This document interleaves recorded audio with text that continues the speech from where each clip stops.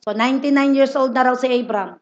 Nagpakita daw sa kanya si Yahweh at sinabi, ako ang makapangyarihan Diyos, sumunod ka sa akin at ingatan mong walang dungis ang iyong sarili habang ikaw ay nabubuhay.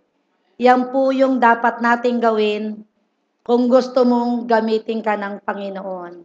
Verse 2, ang sabi rito, ako ay makikipagtipan sa iyo at lubang pararamihin ko ang iyong laki. So yung palang pagsunod sa Panginoon ay hindi basta-basta na, Lord, gusto ko pong sumunod sa iyo. Ang pagsunod po sa Diyos ay meron po tayong gagawin. Number 1, sumunod ka sa Kanya sa pamamagitan ng Biblia. Pangalawa, kailangan magdesisyon ka ng iyong buhay ay walang dungis. Hirap nito, no? Kaya lang, puro tayo dungis. Meron po pa diyang binanggit na dapat ang wala pong dungis ay ang ating mata, ang ating bibig at ang ating mga kamay. Kasi ang mata po madalas magkasala. Tumingin lang yan. Ibig sabihin, meron ng ibig sabihin yon. Tapos yung bibig natin, mahilig magsalita ng masama, magmura, no, manlait, magbintang, no, yung ating naman puso, ang daming hinanakit, sama ng loob, at di pagpapatawad. Yan po yung mga dungis sa ating mga sarili. Pwede po ba bago tayo magsimula, tayo po ay manalangin? No, ilagay po natin ating mga kamay sa ating puso. Kausapin mo ngayon ng Panginoon. Ba't sabihin mo, banal na Espiritu? Ilantad mo po lahat sa akin ang dungis ng aking pagkatao na di nakapagbibigay lugod sa iyo. Nais ko po, Panginoon, magbago. Nais ko po, Panginoon, gamitin mo ako. Tulungan mo ako makasunod sa iyo. Tulungan mo akong mamuhay na walang dungis habang ako'y nabubuhay sa daigdig na ito. Panginoon, pakabanalin mo po ako sa pamamagitan ng iyong banal na Espiritu. Katulad ni Abraham, nais ko, Panginoon, makipagtipan ka rin sa akin. In Jesus' name. Amen and amen. Ngayon po, mula nung malaman ko po yan, ako po ay nagdarasal na, Panginoon, tulungan mo ko na mamuhay ng walang dungis sa iyong harapan. Hindi natin yun hinihingi sa Diyos, ano? Di po ba? So our topic for today, faith, the greatest power in the world. Amen? So ang pananalig pala ang pinakamatinding kapangyarihan dito sa sanlibutan. Kaya nga po, iyan ang pilit na kinukuha ni Satanas, yung ating pananalig sa Panginoong Hesukristo. No? Pinapalitan ng pagdududa, pag-aalinlangan, takot. Isa lang po pala ang nakakapagpasaya sa Panginoon. Sabi niyo, pananalig. Amen, ano? Kaya nga po ba, ano po ba ang pananalig? Ang sabi ng Hebreo 11:1. Ang pananampalataya ay pagtitiwala na mangyayari ang ating mga inaasahan at katiyakan tungkol sa mga bagay na hindi nakikita. So ang faith daw po ito ay pananalig sa ating pagpipray. Kapag humingi ka kahit wala pa, angkinin mo raw ito sa iyong puso na natanggap mo na ito at matatanggap mo nga. Marcos 11:23-24. Mas malinaw po yan dito. Ipinakita kung paano ba natin i-release yung ating faith. Amen. Marcos 11. Sabi rito ng Panginoong Hesus, tandaan daw natin, kung tayo daw ay nananampalataya sa Diyos at hindi daw tayo nag-aalinlangan, maaari daw nating sabihin sa bundok, umalis ka diyan, tumalong ka sa dagat, at ito nga ay mangyayari. Kailan ito mangyayari? Pag hindi ka nag-alinlangan. Na buong-buo sa sarili mo na ikaw ay tunay na nananampalataya sa salita ng Diyos. Alam niyo ba ibig sabihin ng faith? Faith means talagang firmly convinced ka doon sa Word of God. Na kapag sinabi ni Jesus, mangyayari. That's faith. Amen? Verse 24, tingnan nyo kung paano ginagamit ang pananalig. Kaya sinasabi ko sa inyo, ano man ang hingin ninyo sa panalangin. So, saan tayo hihingi? Sa pamamagitan ng pagpipray. So, kung meron kang kailangan, mag-pray ka. And the moment you pray, ang sabi rito, maniwala ka na natanggap mo na ang iyong hinihingi. Ang sabi doon, at matatanggap mo nga, pakilagay. Kapag daw po tayo nanalangin, no? Maniwala daw tayo natanggap na natin ang ating hinihingi. At matatanggap daw natin yon after na ikaw ay maniwala dito pa lang sa puso. Paano ba yon? Ganito, Panginoon, kailangan ko po ng pambayad sa meral ko. I need, Lord, 3,000. At ngayon, Panginoon, inaangking ko na sa aking puso, nasa akin na ang 3,000. In Jesus' name, Lord. Amen. That's faith. Wala pa sa'yo, pinapasalamatan mo na. Kaya sabi rito, di ba? Kaya sinasabi ko sa inyo, anuman. Ibig sabihin, kahit na ano, kagalingan, pera, pagbabago, kahit na ano. Ang hilingin nyo, paano? Sa pananalangin. Why? Because every time we pray, we talk to God. And nothing is too hard sa Panginoon. Walang bagay na mahirap sa Kanya. Kaya sabi niya, paghihingi kayo during your prayer. Amen. Praise God. At ang sabi, kapag ikaw daw ay humingi sa pamamagitan ng panalangin, maniwala ka daw na natanggap mo na iyon dito. At matatanggap mo nga iyon. Amen? Kailan mo matatanggap? After na ikaw ay maniwala, makumbinsi yung puso mo na, hey, nasa iyo na 3,000. Lord, thank you. Yun yung faith. Wala pa, pero pinasasalamatan mo na. Hindi mo doon matatanggap pag ito'y nagkaroon ng kahit konting pag-aalinlangan. Kaya dito tayo tinitira ng kaaway. Wala naman 3,000 nasaan? Faith means, I got it already. Kapag sinabi mong nakuha mo na, hindi na yun makukuha ng kaaway. Kasi nakuha mo na. Amen? Basta, nasa akin na yung 3,000. And I thank you, Lord. Dahil natanggap ko na ang perang kailangan ko. At ang sabi ng Panginoon, after na makita niya yung puso mo na totoong-totoong naniniwala sa sinabi niya, sabi ng Lord, okay, angel, padala mo na yung 3,000. Naniwala na siya. Oh, hallelujah! That's faith! That's why faith is the greatest power in the world. Kaya iyan ang inaalis sa atin ng mga demonyo. Lagi tayong kinakalaban sa ating isipan. Hebrews 11:6. Tingnan nyo kung ano ang nag-iisang nagpapaligaya sa Panginoon. Ang sabi nito, but without faith, it is impossible to please God. For he who comes to God must believe that He is, and that He is a rewarder of those who diligently seek Him. Ang sabi nito, kung wala daw pananalig, hindi daw malulugod o sasaya ang Diyos sa'yo. Sino ang nalulugod pag wala kang pananalig? Di si Satanas. Kasi lahat po ng bagay na hihingi natin sa Diyos, matatanggap mo sa pamamagitan ng pananalig. Wow! And why not release your faith? Amen? Ako, yung aking kaso, madidismiss na to this year. At tinatanggap ko na to sa aking puso. Ngayon pa lang, dismiss na ang aking kaso. In Jesus' name. And then after that, mag-rejoice ka. Lord, thank you very much. Dismiss na yung kaso ko. Pero hindi pa dismiss. Pero mag-rejoice ka na. That's faith. Hallelujah. Praise God. Faith means you got it already.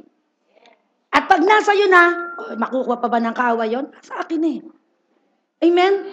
Faith means past tense. Ibig sabihin, tapos na. It is done.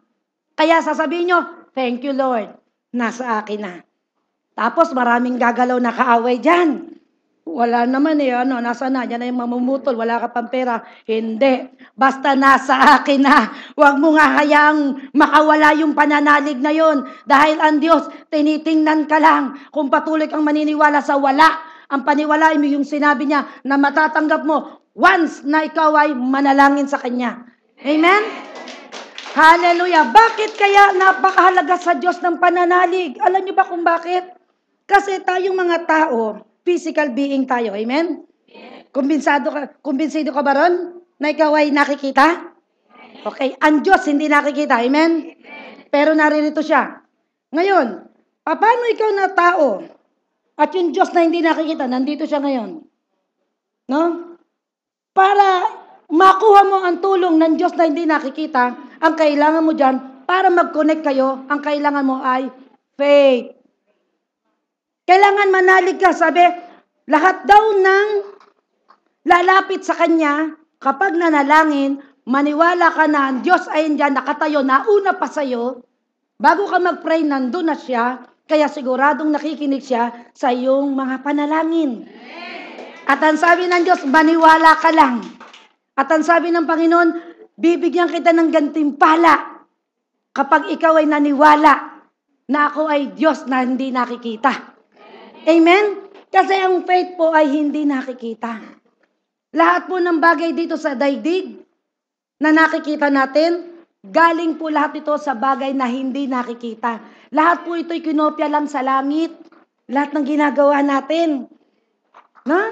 That's why we need faith. Amen? Ito lang po makakapagpasaya sa Panginoon. Kaya nga po, ito lang po yung hiningi ng mga alagad. Lucas 17 verse 5. Ano ang hiningi ng mga alagad? Hindi sinabi ng mga alagad na, Lord, bigyan mo naman ako maraming pera. Lord, pagalingin mo ako. Hindi yun ang hiningi nila. Why? Kasi alam nila kung gaano katindi ang faith. That's why Luke 17:5, sabi nila, when they pray, Lord, increase my faith. Increase my faith. Kasi this is the greatest power in this world. Na para makuha mo ang tulong ng Diyos, you need faith. Amen? Kailangan, pagka hiningi mo na, wala nang makakaagaw nun. Kumbinsido ka na. Kapag humingi ka ng kagalingan, paniwalaan mo na magaling ka na. Tapos mamaya kikirot. May kirot eh. Hindi. Ang paniwala mo, yung sinabi ng Diyos na magaling ka na. Kasi yung pain na nararamdaman mo, mas mataas dyan ang salita ng Diyos. At mawawala yung sakit after na ikaw ay manalig. Amen! Praise God! No? Teka muna, saan ba nanggagaling ang faith? Faith ako ng faith dito eh. Baka mamaya, puro fake naman ang ginagawa nyo. Romans 10:17. Ang sabi nito, faith comes by hearing and hearing the word of God. So, kapag ikaw ay walang salita ng Diyos, na binubulay araw-araw, wala kang naririnig na salita ng Diyos, wala kang pananalig. Kasi ang pananalig po ay nanggagaling sa salita ng Diyos. Amen.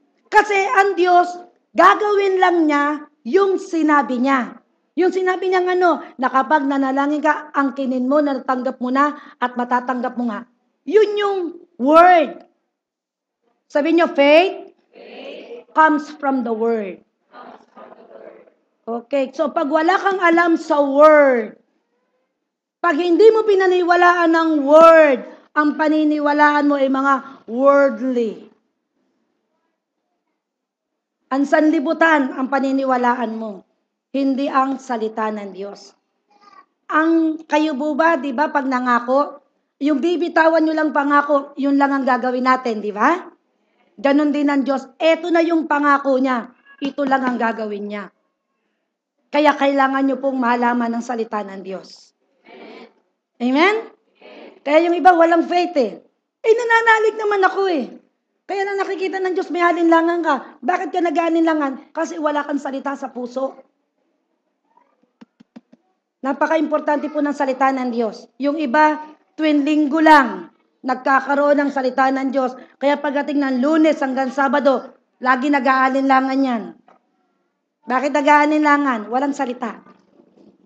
Tuwing linggo lang, nakakarinig ng salita, tulog pa. Di walang pananalig, patay. Amen? Bakit po kaya napakalaga ng Word of God? So, ang faith, saan daw galing? Sa Word. Ano ba yung Word? Hebrew 4:12. Ang sabi rito, for the Word of God is living, buhay, and powerful. Wow! Ang salita daw ng Diyos ay buhay at makapangyarihan. Kaya pag ito'y binitawan mo, grabe ang power nito. For the Word of God and Jesus Christ are one. Amen? Ang salita daw ng Diyos at si Jesus, iisa. Kaya pag sinabi mo yung Word of God, Grabe ito, grabe ang power nito. No? For the word of God is living and powerful and sharper than any two-edged sword, piercing even the division of soul and spirit and joints and marrow, and is a discerner of the thoughts and intents of the heart. Sa Tagalog po, ang salita daw ng Diyos ay buhay at makapangyarihan. Ito daw ay tabak na magkabilay talim. Okay. Ano ba ibig sabihin ng tabak na magkabilay talim? Alam niyo ba ibig sabihin nun? Ang isang talim comes from the Word of God. Ang kabilang talim galing sa bibig natin. Kaya magiging effective lang po ang Word of God na sinabi ng Diyos galing sa isang talim, yung kabilang talim kapag sinabi na natin. Kailan mo sasabihin to? Kapag nananalig ka na. Kaya yung iba hindi naniniwala rito, kaya yung iba hindi nagbabasa kasi hindi nananalig na makapangyarihan ng salita ng Diyos. Ang sabi, the Word of God is living and powerful. Kaya pansinin ninyo kapag ako po'y nagpapagaling na may sakit. Di ba? Ano sabi ko? It is written, Jesus said, that once I lay my hands on the sick people, they will get well. Inuulit ko yung Word of God na sinabi ng Diyos. Ito, yung nakasabi rito, isang talim. Na kapag inulit ko, kabilang talim. Kaya pag isinagawa mo yun, ang Diyos na yung kikilos. Bakit? Sinabi niya eh. Kaya magiging living and powerful na wala ka namang gamot na ginamit, pero pag ipinatong mo yung kamay sa may sakit, gagaling yung tiyak. Amen? Ano lang kailangan mo? Faith! Yung iba hirap na hirap i-release yung faith. Kailangan po natin i-practice yung ating pananalig.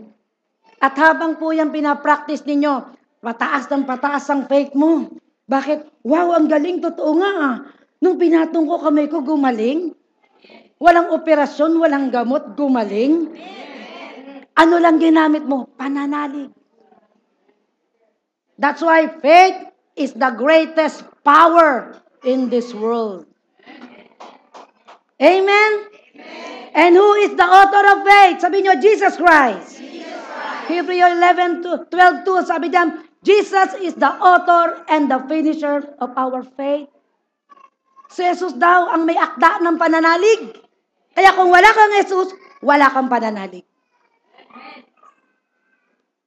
Kaya kailangan nating mahalin si Jesus. Kailangan nating basahin ang salita ni Jesus para magkaroon ka ng matinding pananalig. Dahil ang pananalig pala, ito'y mas malakas kaysa sa mga agimat. Diba? Ang agimat po, salita ng demonyo yun. Hindi po yung salita ng Diyos.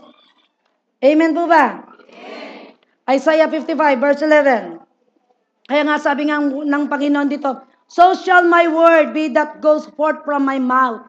It shall not return to me void. Okay. Paano ba magre-return ang salita ng Diyos sa Kanya?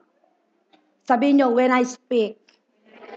Kapag sinabi pala natin yung word of God, ibig sabihin nun, ibinabalik natin sa Kanya. At ang sabi, hindi daw babalik ang salita ng Diyos sa Diyos nang walang kabuluhan. Pakilagay nga sa Tagalog, no? Ang sabi diyan, ibig sabihin ganito.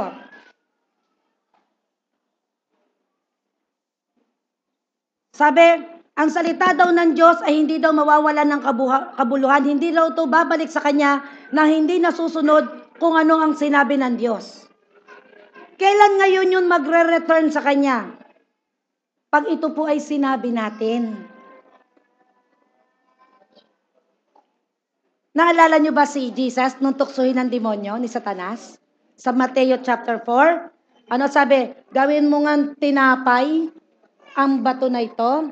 Ano sabi ni Jesus? It is written. Ano kinote niya?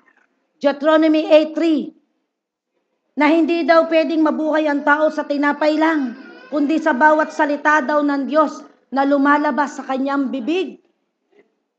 Ano ang kinote ni Jesus? Word of God. Ibinalik niya yung Word of God sa Diyos Ama. Kaya diba, another strategy si Satan. Bakit? Kasi ang binanggit ni Jesus ay ano? Word of God. Kaya napakahalaga po na tayo ay nagme-memory verse. Pag dumating ang kaaway, wala kang memory verse, ano na, gagawin mo? Ikaw kaya ang tatakbo.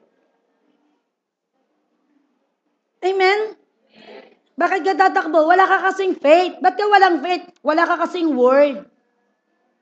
Wala kang masabing word.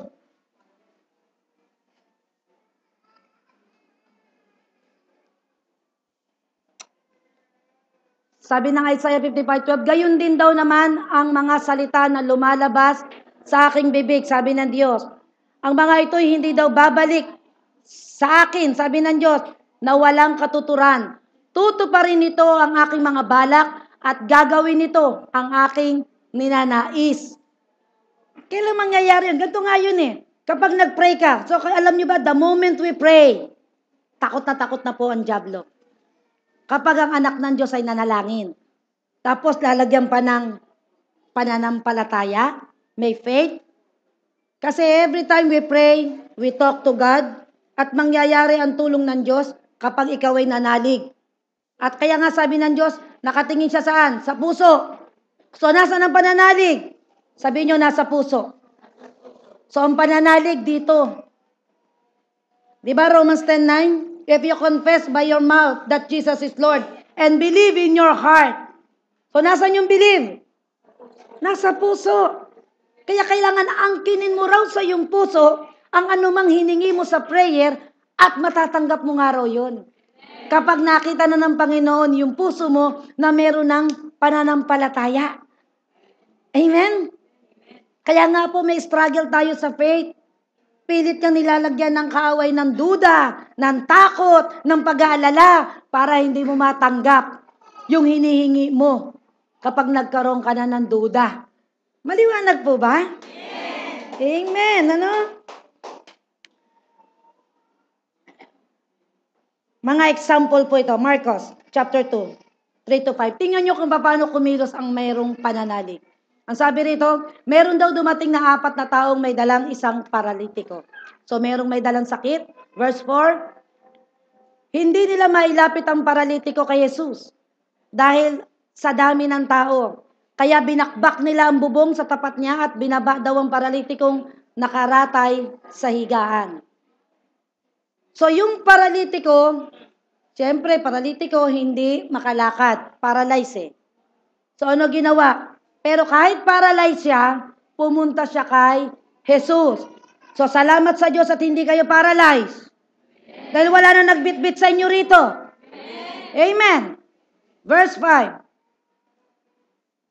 Nang makita ni Jesus kung gaano kalaki ang kanilang, sabi nyo, pananampalataya. Ang pananampalataya po at pananalig, iisa lang po yan. Okay? Ano ang hinahanap ni Jesus? Yung pananampalataya. Maraming may sakit, pero hindi gumagaling. Bakit po? Kasi walang pananampalataya. Amen? Kaya nga po pag nagpe-pray ako, do you believe na kaya kang pagalingin ng Diyos? Kapag sinabi niyang hindi kita pagpe-pray. Kasi gagaling ang isang tao once he believe. Amen? Kaya huwag kayong magpe-pray dun sa hindi naniniwala. Dahil gumagaling ang isang tao dahil lang sa pananampalataya. Kaya sabi ni Jesus, nung makita ni Jesus ang alin, hindi sinabing yung paralitiko, kundi sabi niya, nung makita ni Jesus ang alin, yung pananampalataya, ang hinahanap ng Diyos sa bawat isa sa atin ay faith. Kasi marami sa inyo dito, sa totoo lang, hindi kumbinsido sa Panginoong Hesukristo. Hindi talaga. Hindi buo ang kanyang pananalig sa Diyos. Ang hinahanap po ng Diyos ay faith. Kaya sabi nung makita ni Jesus ang alin, kung gaano kalaki ang kanyang pananampalataya, sinabi niya sa paralitiko, anak, pinatatawad na ang kasalanan mo. Teka muna, may sakit. Bakit ang pinatawad ay kasalanan? Alam niyo ba kung bakit? Kasi kaya na-paralyze ang tao na yon dahil sa kasalanan. At hindi siya gagaling hanggat hindi siya nahingi ng tawad. Kalibitin mo nga yung katabi mo. Sabihin mo, humingi ka muna ng tawad para ikaw gumaling. Amen.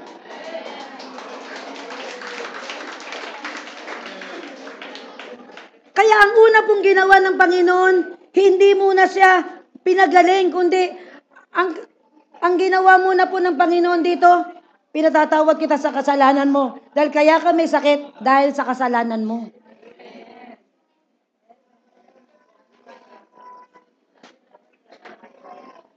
Pansinin niyo po yung mga nagkasakit, puro yan dahil sa kasalanan.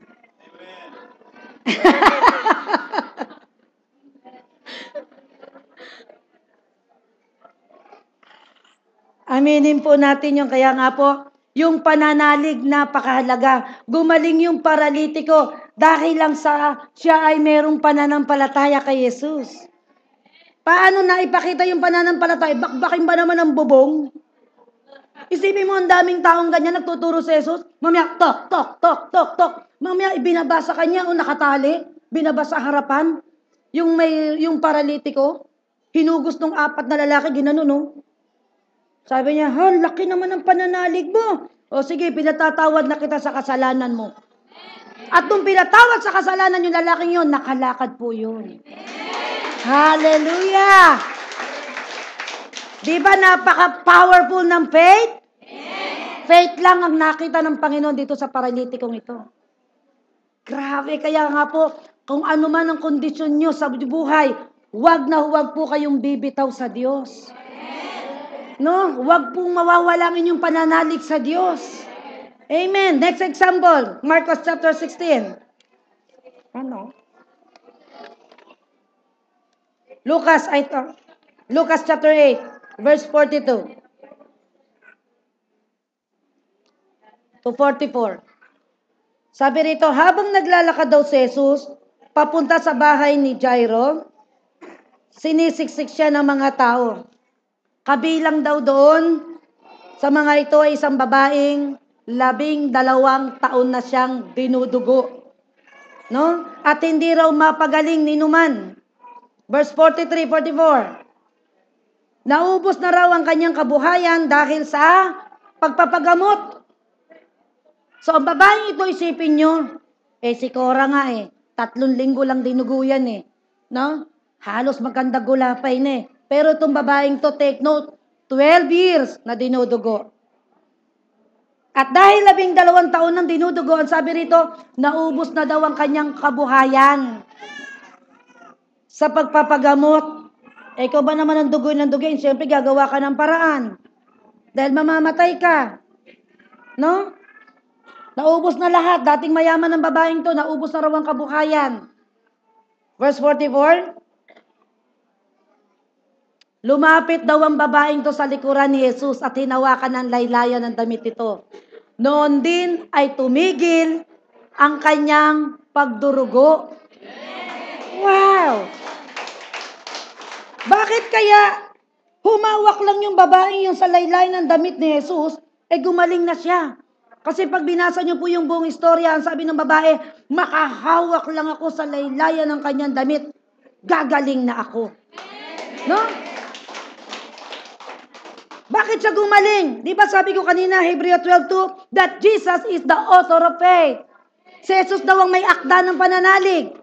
Kung wala sa iyo si Jesus, wala kang pananalig. Lumapit siya dun sa laylayan ng damit ni Jesus. Si Jesus mismo ang pananalig. Gumaling siya. Amen? And now, Jesus is in me, and Jesus is in you. Lahat sa atin, no? Bawat nananampalataya kay Jesus, si Jesus ay nakatira sa iyo. Amen. At dahil nakatira sa iyo, lahat ng mapatungan ng iyong kamay gagaling. Amen? Amen? Wow! No? Lucas chapter 8. 49:50. Tingnan nyo pa yung isang example. Kung paano ang pananalig ay bumubuhay ng mga patay. Nagsasalita pa si Jesus nang dumating ang isang lalaking galing daw sa bahay ni Jairo. Patay na po ang inyong anak. No? Sabi niya kay Jairo, huwag nyo na pong abalahin ng guro. Yun ang sabi ng mga tao nung dumating si Jesus. Pero tingnan nyo ang salita ng Panginoon. Verse 50. Nang ito'y marinig ni Jesus, sinabi niya kay Jairo, huwag ka nang mag-alala. Tingnan nyo, ang encouragement ni Jesus sa lalaki. Manalig ka lang. at siya'y gagaling.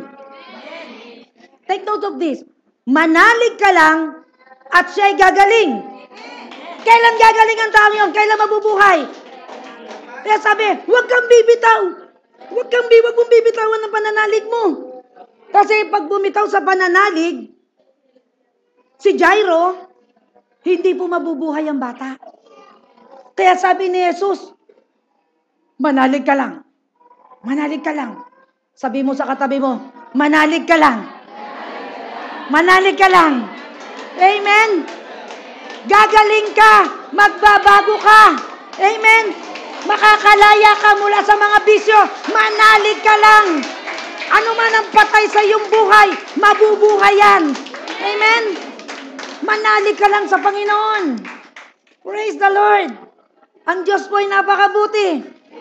Kaya nga po, sa totoo lang, pananalig lang ang hinahanap ng Panginoon sa bawat isa sa atin.